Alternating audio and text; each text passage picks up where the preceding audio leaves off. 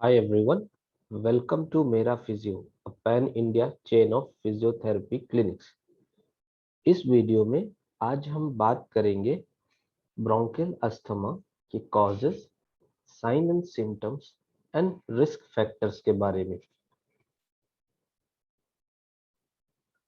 सबसे पहले बात करते हैं ब्रोंकियल अस्थमा के कॉजेस के बारे में।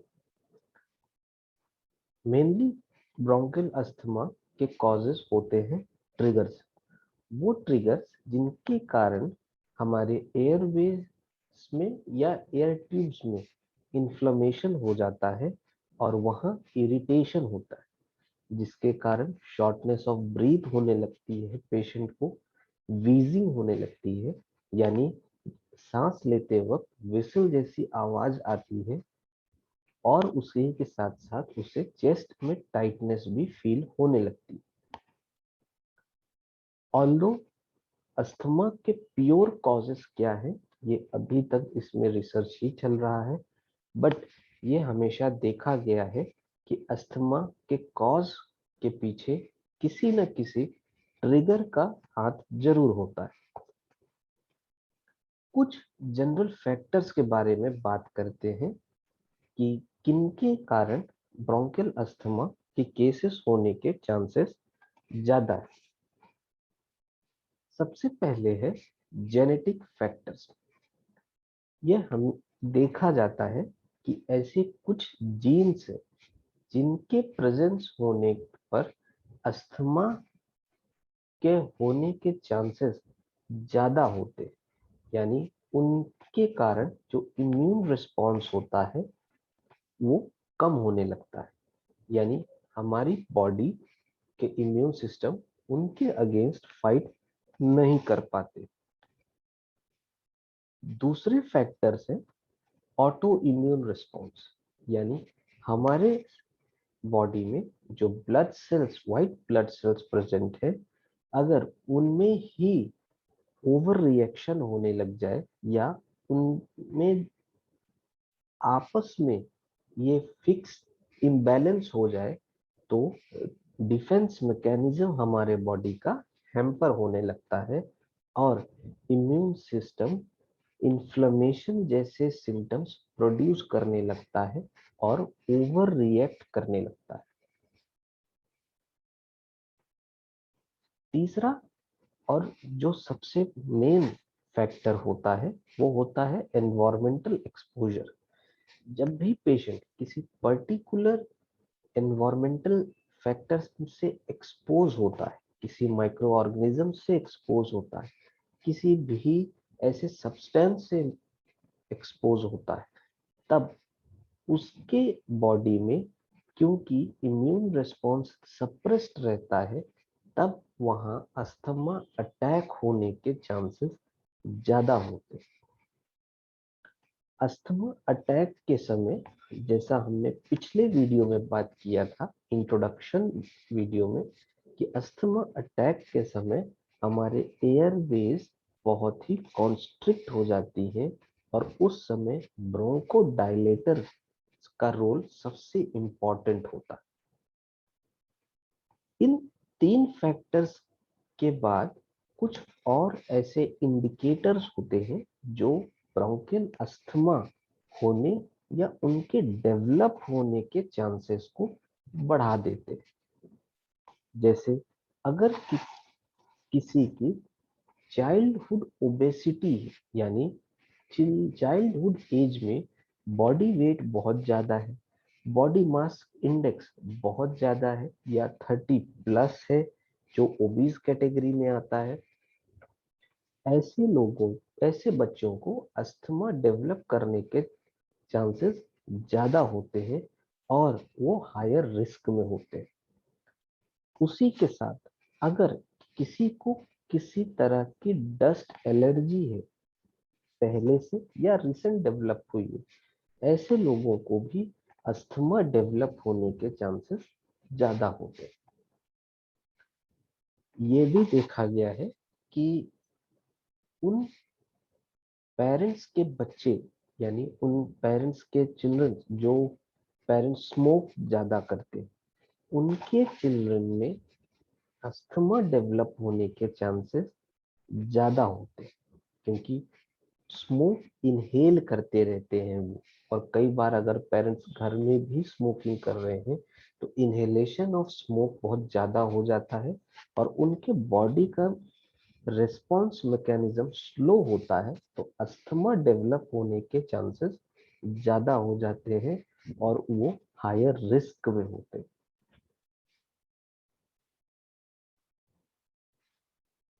हमने अभी पिछले स्लाइड में बात किया कि अस्थमा या ब्रोंकियल अस्थमा डेवलप होने के लिए कुछ ट्रिगर्स होते हैं जिनके प्रेजेंस होने मात्र से ब्रोंकियल अस्थमा का पेशेंट डिटोरिएट होने लगता है, कि ब्रीदिंग डिफिकल्टी बढ़ने लगती है। तो ऐसे ट्रिगर्स होते क्या है?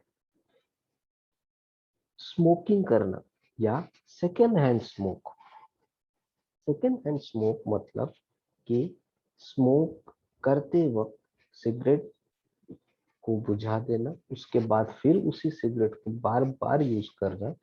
ऐसे केसेस में अस्थमा डेवलप होने के चांसेस ज्यादा होते हैं और जिनको अस्थमा ऑलरेडी है उनके में ये फैक्टर एक ट्रिगर के रूप में काम करता है, जिसके बाद अस्थमा अटैक आने के चांसेस बढ़ जाते हैं। कोल्ड, फ्लू या निमोनिया, ये सब एक कॉमन रेस्पिरेटरी डिजीज है। कोल्ड, वेदर कंडीशन चेंज होते ही कोल्ड और फ्लू बहुत ही कॉमनली देखा जाता है। लेकिन जिन पेशेंट्स को ऑलरेडी ब्रोंकियल अस्थमा है उनके लिए कोल्ड या फ्लू एक ट्रिगर के रूप में काम करते हैं और उनके रेस्पिरेटरी कंडीशंस को और डिटोरिएट कर देते हैं। कोल्ड और फ्लू में जैसे नेजल कंजेशन होता है, इसके लिए हम नेजल ड्रॉप्स यूज करते हैं। उस वक्त ब्रोंकियल अस्थमा के अटैक आने के चांसेस ज्यादा होते हैं, क्योंकि रेस्पिरेटरी जो ट्रैक्ट है वो ऑलरेडी वहां पे एक क्लॉग हो चुके हैं। वहां रेस्पिरेटरी ट्रैक्ट सही से फंक्शन नहीं कर रहे हैं, वहां रेस्पिरेटरी इंफेक्शन ऑलरेडी है। उसके बाद अगर ऐसी डिजीजेस या ऐसे कॉमन कोल्ड जैसी सिचुएशन एराइज होती है तो उनके ब्रोंकियल अस्थमा के अटैक आने के चांसेस ज्यादा हो जाते हैं। अगर किसी को किसी पर्टिकुलर फूड, जैसे किसी को लेमन से एलर्जी होती है, किसी किसी को ग्लूटेन से एलर्जी होती है, कोई पॉलन, कोई मोल्ड या डस्ट माइट्स या पेट डेंडर। पेट डेंडर मतलब यानी जो हमारे घर में पेट होते हैं उनके फर, उनके हेयर। डस्ट माइट्स यानी कि जो हमारे घर में डस्ट निकलता है।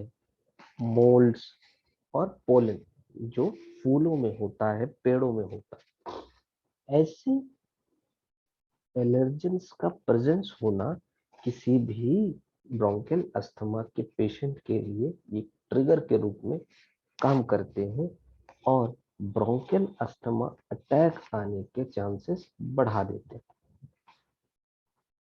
जब भी कोई ब्रोंकियल अस्थमा का पेशेंट अपने बॉडी को बहुत ज्यादा एक्सर्ट करता है या बहुत हाई इंटेंसिटी की एक्सरसाइज करता है या बहुत स्पीड से वॉक करता है, ऐसे समय में ब्रोंकियल अस्थमा अटैक आने के चांसेस ज्यादा होते हैं। इसके पीछे कारण ये है क्योंकि जब भी हम कोई बहुत हैवी एक्टिविटी कर रहे हैं तो एक्सचेंज ऑफ गैसेस बहुत प्रॉपर होने चाहिए, क्योंकि पेशेंट ऑलरेडी ब्रोंकियल अस्थमा का है, उसके एयरवे ट्रैक्ट ऑलरेडी कॉन्स्ट्रिक्ट हो रहे हैं और एक्सरसाइज के वक्त एयर एक्सचेंज डिमांड बढ़ जाती है, लेकिन एयरवेज उतना डिमांड फुलफिल नहीं कर पाते। इसलिए ब्रोंकियल अस्थमा अटैक डेवलप होने के चांसेस बढ़ जाते हैं। एयर पॉल्यूशन या टॉक्सिन्स, जब भी कभी एयर पॉल्यूशन बढ़ता है, खास तौर पे ऐसी सिटीज में जहां एयर पॉल्यूशन ज्यादा है, ऐसी सिटीज में ब्रोंकियल अस्थमा पेशेंट्स या अस्थमेटिक पेशेंट्स को बहुत रिस्क हो जाता है कि वो ब्रोंकियल अस्थमा अटैक से को फेस कर सकते हैं। कोई भी एक्सट्रीम चेंज हो टेम्परेचर का, जैसे दिन में ठंड हो, रात में गर्मी हो, या रात में ठंड हो, दिन में गर्मी हो, ऐसे टेम्परेचर फ्लक्चुएशन के समय भी ब्रोंकियल अस्थमा के पेशेंट को अटैक आने के चांसेस ज्यादा बढ़ जाते हैं। और ये फ्लक्चुएशन जो है टेम्परेचर का, ये एज अ ट्रिगर भी काम करते। इन कुछ फैक्टर्स के बाद कुछ ड्रग्स भी होती है जो हम मेडिसिन लेते हैं, एस्पिरिन, एनसेड्स या बीटा ब्लॉकर्स।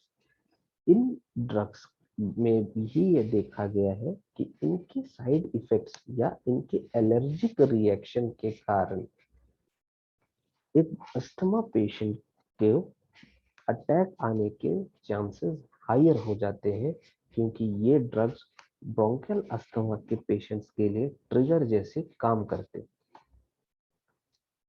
कुछ फूड एडिटिव्स जैसे मोनोसोडियम ग्लूटामेट, जिसको फूड एंड ड्रग एडमिनिस्ट्रेशन ने तो सेफ कहा है, लेकिन इसके कुछ ऐसे कंपोनेंट्स हैं जो ब्रोंकियल अस्थमा के पेशेंट्स के लिए एज अ ट्रिगर काम करते हैं। एक ब्रोंकियल अस्थमा का पेशेंट जब कभी बहुत ही ज्यादा स्ट्रेस में होता है या एंजाइटी अटैक आता है, ऐसे समय में हमारी ब्रीदिंग प्रॉपर होना बहुत जरूरी है, क्योंकि वो पेशेंट ऑलरेडी ब्रोंकियल अस्थमा का है, इसलिए उसमें ब्रोंकियल अस्थमा के अटैक आने के चांसेस बढ़ जाते हैं। सिंगिंग, लाफिंग या क्राइंग, इन सब एक्टिविटीज में भी अस्थमा के अटैक डेवलप होने के चांसेस ज्यादा होते हैं, बट बहुत ही माइन्यूट होते हैं। किसी किसी को परफ्यूम और फ्रेग्रेंस से भी एलर्जी होती है, उन्हें स्नीजिंग चालू हो जाती है, उन्हें छींक आना स्टार्ट हो जाती है। ऐसे लोगों में भी ये ट्रिगर का काम करते हैं ब्रोंकियल अस्थमैटिक अटैक के लिए। हमने अभी बात किया कॉजेस ऑफ ब्रोंकियल अस्थमा के बारे में, कि ब्रोंकियल अस्थमा के ट्रिगर्स क्या क्या होते हैं। तो हमने बात किया कुछ नंबर ऑफ फैक्टर्स के बारे में, कुछ ट्रिगर्स के बारे में। अब बात करते हैं साइन एंड सिम्टम्स के बारे में, कि ब्रोंकियल अस्थमा के क्या लक्षण होते हैं। किसी भी रेस्पिरेटरी लंग डिजीज या रेस्पिरेटरी कंडीशन में ब्रीदिंग डिफिकल्टी एक बहुत ही common sign and symptom. Patient को ब्रीथ करने में बहुत डिफिकल्ट होता है, पेशेंट को शॉर्टनेस ऑफ ब्रीथ होने लगती है, पेशेंट कोई भी एक्टिविटी करता है उसकी ब्रीदिंग प्रॉपर नहीं होती है। क्यों? और ये सब इसीलिए होता है क्योंकि एयरवेज बहुत ही कॉन्स्ट्रिक्ट हो चुके हैं, नैरो हो चुके हैं। वीजिंग, जैसा हमने पिछले स्लाइड्स में भी बात किया, वीजिंग मतलब जब भी पेशेंट सांस ले रहा है या कोई इंसान सांस ले रहा है, उसके ब्रीदिंग में अगर विसल की साउंड आए तब हम उसे वीजिंग कहते हैं।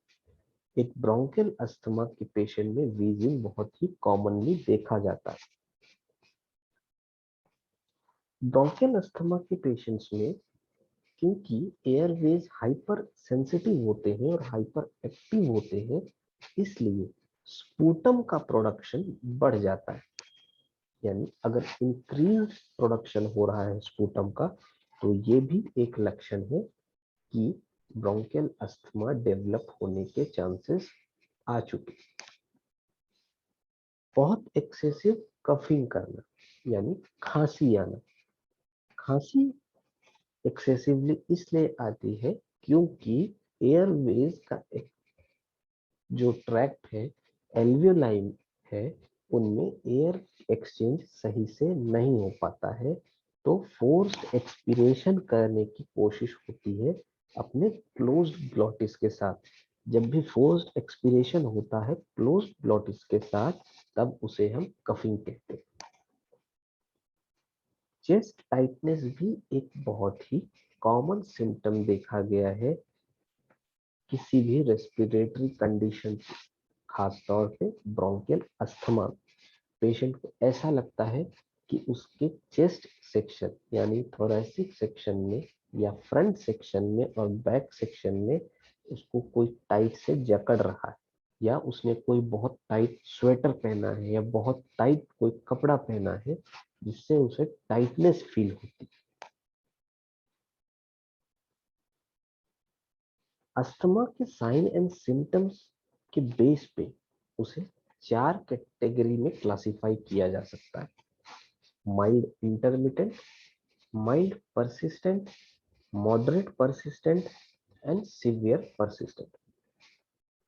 जब भी कभी एक वीक में कुछ 2 दिन के लिए कुछ माइल्ड सिम्टम आए, या महीने में 2 रात के लिए माइल्ड सिम्टम आए, तब हम कहते हैं इस पर्टिकुलर पेशेंट को माइल्ड इंटरमिटेंट अस्थमा हुआ है।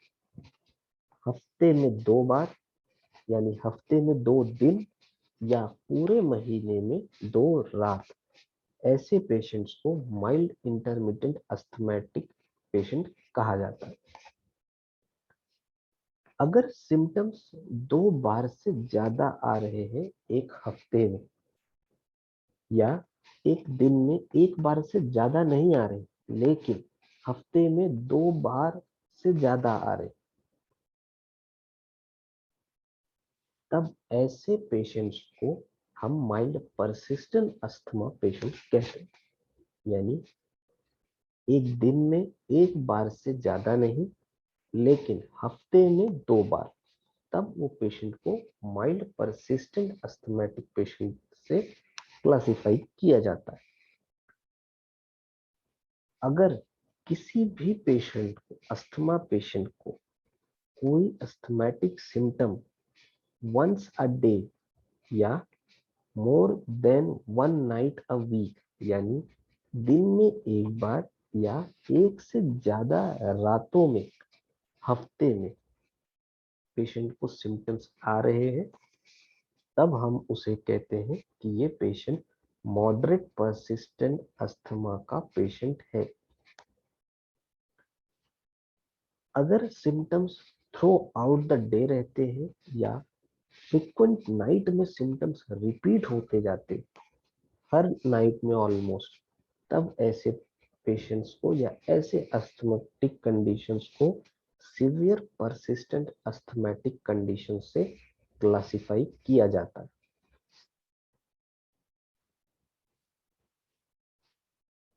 अब बात करते हैं कुछ रिस्क फैक्टर्स के बारे में कि किनको ब्रोंकियल अस्थमा होने के रिस्क ज्यादा होते हैं।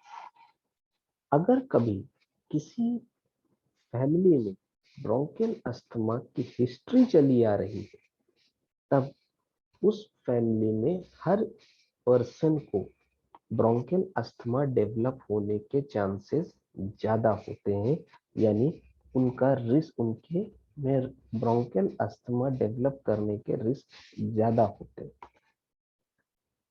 जेंडर या एज, जनरली ये देखा जाता है कि अस्थमा बच्चों में ज्यादा होता है एडल्ट्स के कंपेयर में, और बच्चों में भी लड़कों में अस्थमा ज्यादा देखा जाता है गर्ल्स के कंपेयर में। लेकिन अगर किसी को एडल्ट एज में अस्थमा होता है तो ऐसे केसेस में रिस्क मेन एंड वुमेन दोनों को बराबर होता है।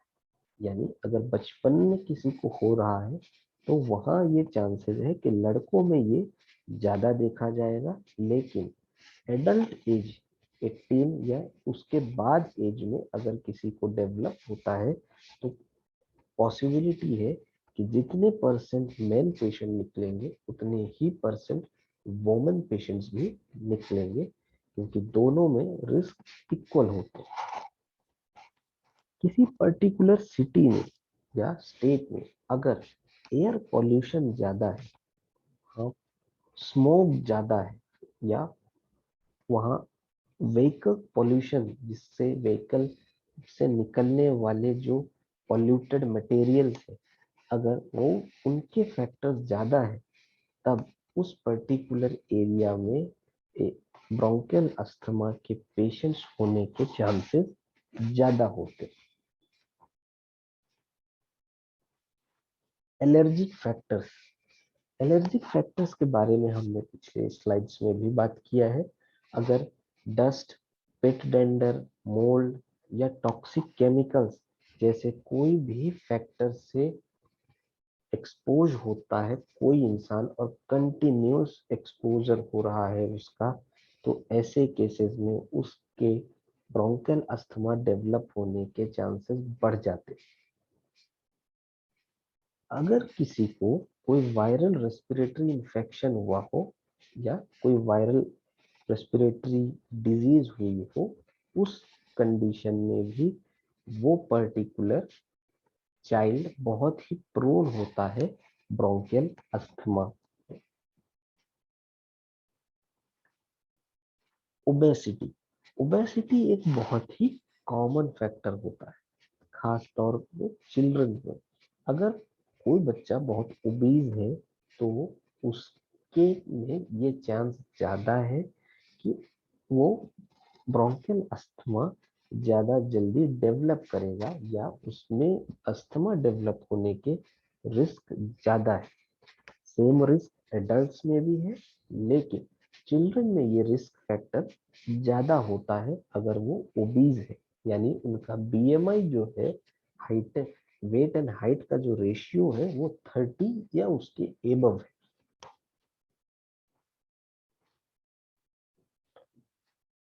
मैं उम्मीद करता हूं कि मेरा फिजियो द्वारा दिया गया ब्रोंकियल अस्थमा के causes, sign and symptoms and risk factors पर ये सेशन आपको पसंद आया होगा और आपको हेल्दी रहने में मदद करेगा। इसी के साथ ये वीडियो यहीं पर समाप्त करते हैं। धन्यवाद।